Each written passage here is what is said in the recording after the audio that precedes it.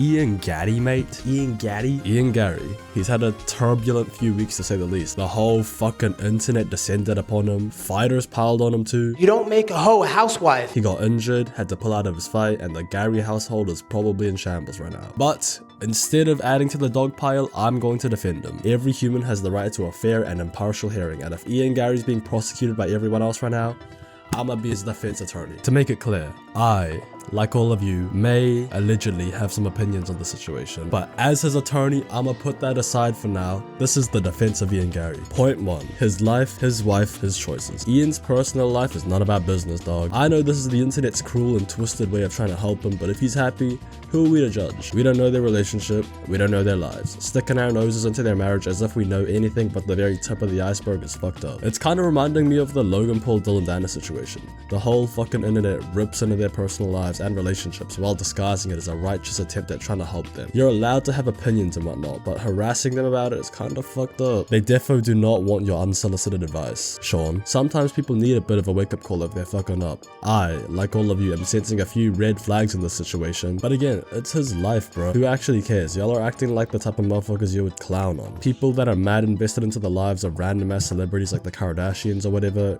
y'all would look at them and be like, man, who gives a shit what the Kardashians are up to? But here you are, searching for all the tea like a little 13-year-old girl. 2. We're just talking about public information, so it's fine.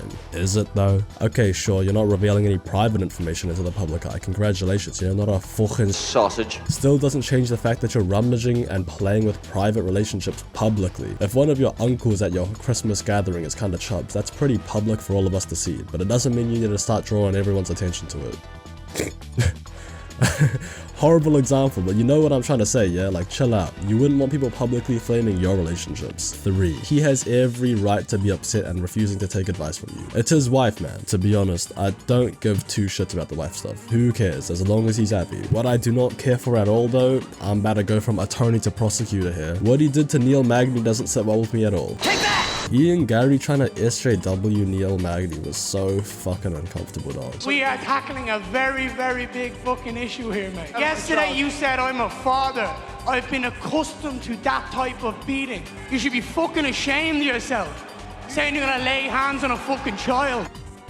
No, you made a huge mistake, got a lot of growing to do. This is a whooping that you give your son now, like to kind of teach him life a little bit. But being a father, I've become quite accustomed to that kind of whooping now, and that's kind of what we're looking forward to giving on Saturday. I mean, I know he's out there, he's very cocky, he's feeling himself, everything else like that, but every once in a while as dad, you gotta step in like, hey, settle down, son. I got this, you got some growing to do. Did Ian Garry really think that was gonna work? Did he really think we were all gonna jump onto the train and cancel Neil Magny or something? Did he forget that we're not a bunch of K-pop Twitter stans, bro? His weird ass attempt to gain moral superiority over Magny for making a joke is so bizarre. He paints it out like Magny's fucking curb stomping his son all over the crib. Like, yeah, Magny phrased it a bit weirdly, but he's clearly just trying to say he's gonna son Ian Garry. Like, bro, yes, Ian, we get it. You grew up with 2 ultra loving parents that never laid a finger on you. I think you're forgetting that, like, half of us cannot relate to that at all. I'ma have to phrase this carefully. Assuming Neil meant every single word of what he said deadly seriously, which he didn't. Why is Ian acting like that's so rare?